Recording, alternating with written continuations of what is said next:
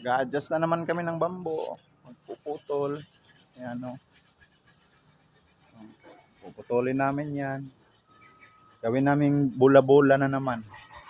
Ayan. Dumi pa.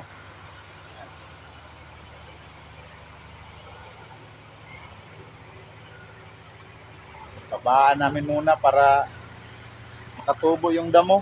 No? Kalbo ang damo. Ayan no. Hindi masyado makapal ang damo. Dahil sa shedding. Ayan.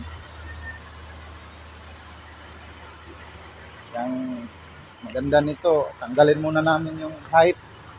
Gawin muna namin ang tupyari itong full bamboo.